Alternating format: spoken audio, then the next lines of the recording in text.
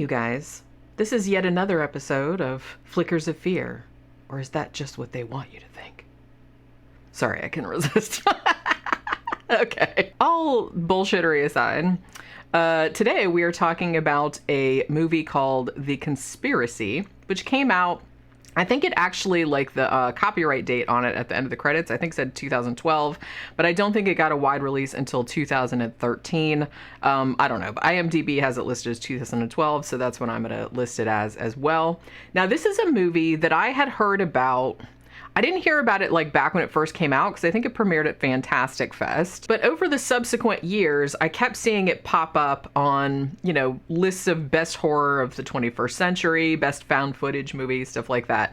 Now, if anybody knows anything about me or has watched this channel for any length of time, you'll know that I'm not the hugest fan of found footage. There's a lot of exceptions. I do actually like a lot of found footage movies, but in general, it's not a genre that I flock to. This one is kind of more like, if I'm gonna watch a found footage, it's gonna be something more like this one, which is actually a mockumentary, which to me is kind of two different things. I mean, found footage is something more like someone actually found some footage and they're like, we're presenting this footage of this mysterious thing that we discovered somewhere. Whereas this one is much more like a documentary, like a faux documentary, and I tend to like those a little bit better. So most of the found footage movies I like are actually faux documentaries. So as I said, this came out in 2012. It's Canadian, and it was written and directed by Christopher McBride. And I think for a long time, even though I kept seeing this come up on people's lists of best horror movies of the 21st century so far, even has a very high rating on Rotten Tomatoes and stuff, I think probably I was reluctant to watch it even after. I think it's on Tubi for free if you want to watch it, and Shudder added it not too long ago as well, which is where I watched it, because, you know, on Shudder I can watch it without commercials, but it's on Tubi too if you don't have Shudder.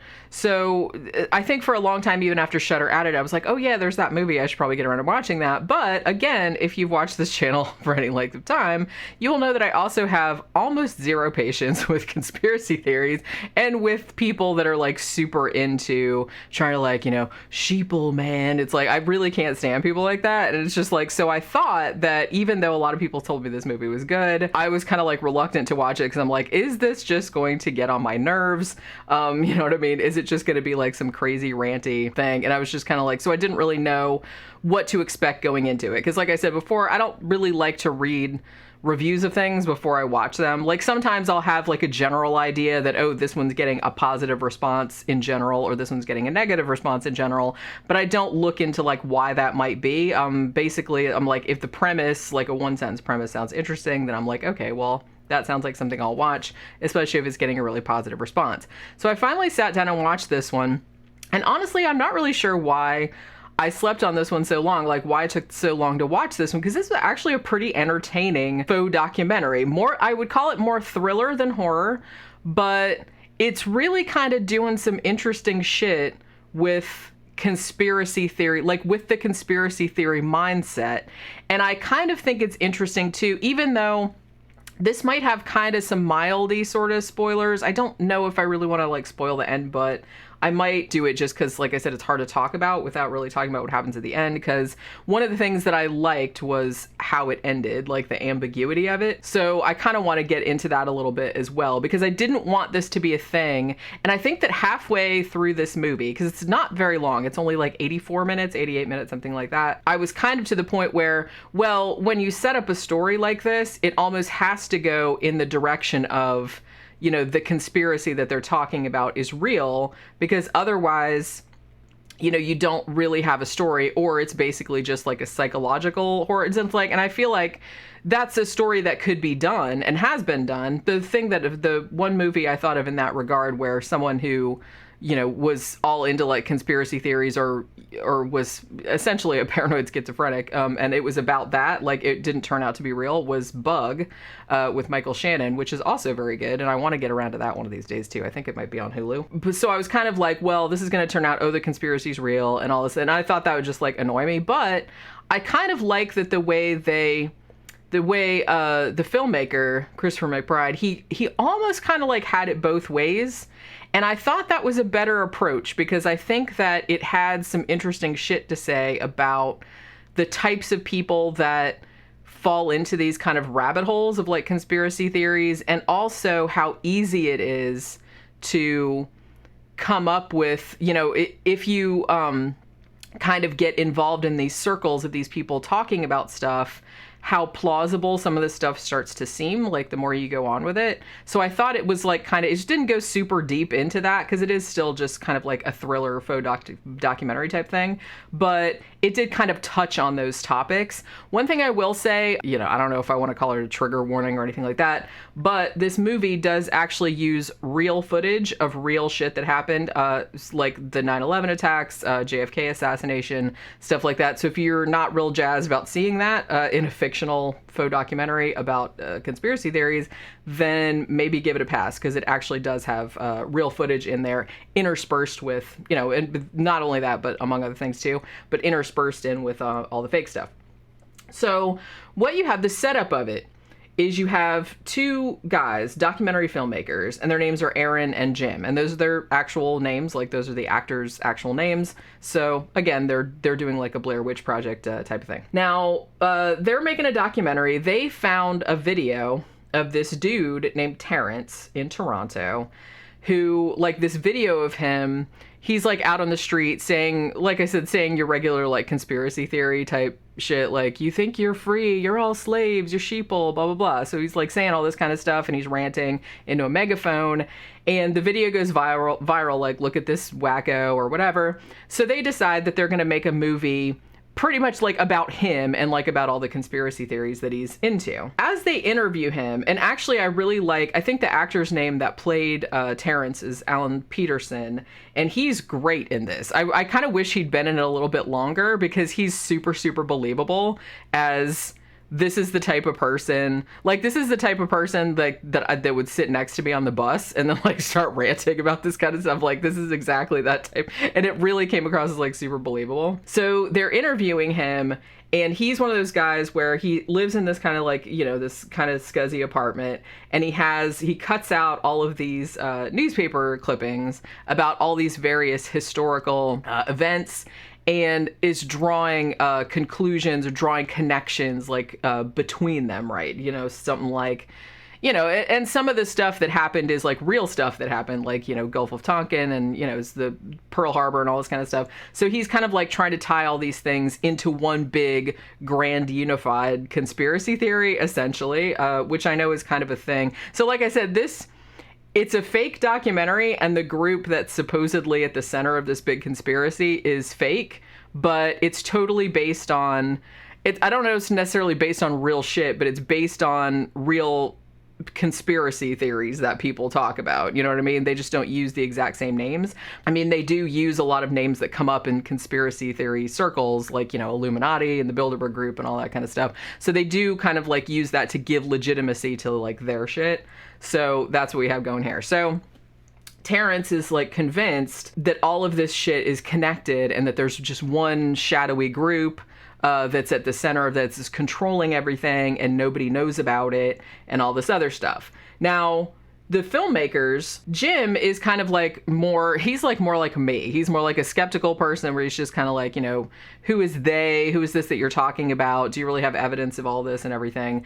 But the other filmmaker, Aaron, actually kind of starts to believe in Terrence a little bit, in the sense that he's like, oh man, that's kind of plausible, and this is making a lot of sense, and maybe this does connect to that, and isn't that a weird coincidence that all this stuff happened, and all this other kind of shit. So Aaron is kind of like more of like open to, maybe some of this stuff is true, maybe this guy's not just a loon, all this other kind of stuff, which, like I said, was really, that kind of shit's really interesting to me, because I'm not, even though I'm not interested in, you know, all the dumb shit, like all the dumb conspiracy theory type shit, I'm interested in how people get sucked into them, and like the types of people that get sucked into them. I'm interested in that. So that kind of dynamic between the two filmmakers, like when Terrence was still there, and like one of them, you could tell, was kind of like, oh man, yeah, maybe so, you know, and he was and the other guy was just like, bro, no, you know what I mean?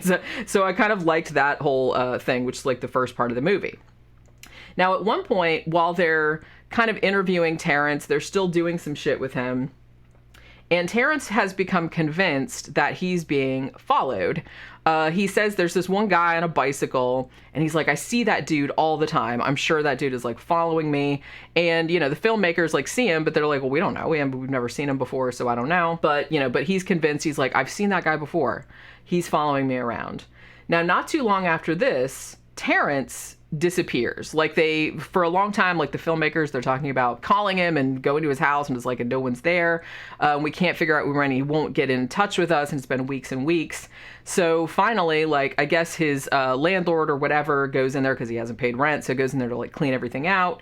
At which point the landlord lets the filmmakers kind of go up there and take like all of his newspaper stuff and everything. And at this point, they're kind of like, well, you know, they don't know if they want to continue with this documentary or not, because the documentary was kind of about Terrence, and now he's gone. They don't really know where he went. But the fact of him disappearing gives Aaron like even more impetus to think, hey, maybe he was onto something, you know, and maybe we're starting to get like in danger, or maybe we need to continue with this project, because obviously he's on the right track and he wants to find out what the fuck is going on. Now, one of the things that Terrence discovered, and that Aaron starts to discover, as he kind of starts to become obsessed with Terrence's research and going through all of his stuff that was left in his apartment, was that apparently every single significant world event has been engineered behind the scenes. Like I said, if you know anything about Illuminati or anything, or Bilderberg or anything like that, this is very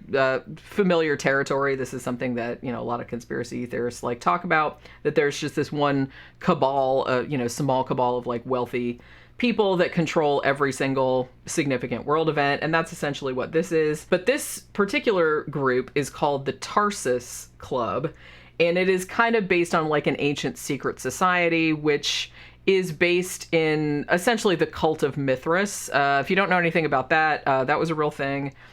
But it was kind of like the precursor to Christianity. It has like a lot of the same mythological elements as Christianity, but it was like thousands of years prior to it, and it kind of had to go underground for a long time. So they have found actually like little secret Mithraic artwork, or like little places where the worshippers were and things like that. So it's essentially, I don't know if it was so much a secret society as kind of like a small cult that was sort of looked down upon by the authorities, so they kind of had to worship in hiding. And one of their big things was Mithras sacrificing a bull. So Tarsus Club like uses a bull kind of as their symbol. And at some point, Aaron and Jim find that the only mention of the Tarsus Club online, or the only like kind of article about them, was this article written by a dude named Mark Tucker. And that guy, they can't find anything about him, but they do eventually like track him down, like he's, you know, going under a pseudonym or whatever. It's all very shady. And so he meets up with them, and Mark Tucker essentially says, you know, or if this is really Mark Tucker, we don't really know, but he's saying that he is anyway.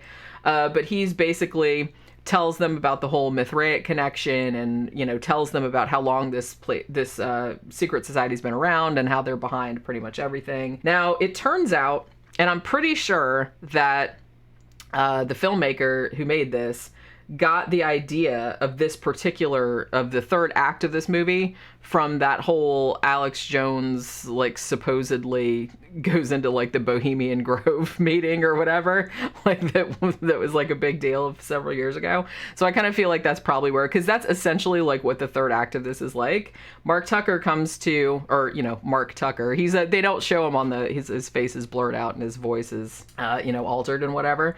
So he basically says, hey, I can get you guys into the next meeting of the Tarsus Club. You know, you can sneak in like in the kitchen, like, you know, with the wine or whatever. So they sneak in there. Then there's kind of like some eyes wide shut sort of thing where it's like there's like these weird kind of, you know, rituals where you do like a symbolic, you know, cutting of rope around them. They give people masks like with ravens and lions and things like that. It's all very kind of like Masonic type of shit. Now, at this point, as I said, it's in a way, like, this is a good movie. It's very suspenseful, and I just really like the way they go into like how people get sucked into this type of thing. So because I think that's a really interesting thing to explore. But like I said, you pretty much know it's kind of predictable in the sense that, well, you know that this Tarsus Club, this group, some aspects about it are going to turn out to be real, because otherwise, you know, it wouldn't be scary or anything like that. So it does kind of go like that. They go and they see all this weird ritual shit. But one thing that I like is, as I said, the ending is left sort of ambiguous. You don't actually know if, like, yes, this place is real, you know, this group is real, but it's left to your imagination whether they are as nefarious as they've been portrayed, or if people just think that they're nefarious, so in a way they kind of play along with it, or if they're completely, like, you know, I don't want to say they're completely harmless, but, you know, they don't really have any, like, horrific agenda or anything like that, but people are kind of, like, projecting all of these things onto them. So I don't, like I said, I don't want to spoil the ending exactly, because even though parts of the end are kind of predictable, like, I didn't know exactly how it was going to end. Like, it seems like it's going to end one way, but then it kind of ends in a slightly different way. And I kind of liked that, because I thought that it was going to just go, and I'd be like, oh, well, that's, like, pretty obvious that was going to end up like that. But I like that they kind of, like, gave it a little thing at the end where it was just kind of like, well, we don't know. Maybe not. Maybe it's fine. Maybe the dude's still alive. Maybe he's not still alive. We don't really know. So I kind of like that they did it, because that's essentially, it's almost kind of like a meta commentary, I guess, on, like, conspiracy theories in general. It's like that, but not like in a self-aware sort of way. You know what I mean? Like, not in that annoying self-aware, like, oh, look, I know what I'm doing. It's metatextual and stuff. It's just, to me, that kind of just came through the fabric of the movie, if that makes any sense. I'm not really sure if I'm making any sense, but, you know, when does that ever stop me? Not ever. So yeah, I mean, if you're at all into faux documentaries, which, like I said, of all the found footage subgenre, I tend to like mockumentaries the best. You know, pretty much all the found footage movies I can think of that I liked have been mockumentaries. And this one was really no exception. It's just like, you know, it was just like a really decent, suspenseful, interesting watch. I think that because, you know, the whole thing about conspiracy theories in general, because that whole subculture kind of gets on my nerves. So that might have given me, like, a little bit of a resistance to it that maybe I wouldn't have had if I was more, like, receptive to this type of mindset, which I'm not. But even that said, I'm glad that I finally got around to watching it, because, like I said, I thought that I didn't watch it for a long time because I thought it was going to get on my nerves, but it didn't get on my nerves, so, like, to its credit. So kudos for making a faux documentary about a bunch of real conspiracy theories and maybe kind of like a fake one, and it not getting on my nerves. And I actually quite enjoyed it because I thought it was, like, pretty fun. So, like I said, if this sounds like something you'd be into, then it's on, I believe it is on Tubi for free, so you can watch it with ads. Or if you have Shudder, it's on there as well, at least as of this recording. So yeah, if you like mockumentaries, found footage, stuff like that, definitely go check it out. It's worth a watch. As I said, it's very tense, very suspenseful. It's not super gory or anything like that. It's not, like I said, I'd call it more a suspense thriller than horror, but it does have, like, some creepy kind of shit going on in it, some kind of paranoia type stuff, which I think is really well done. So yeah, totally decent, and yeah, I would definitely recommend it. So that will do it for this Flickers of Fear, and I will see you guys on the next one. Bye.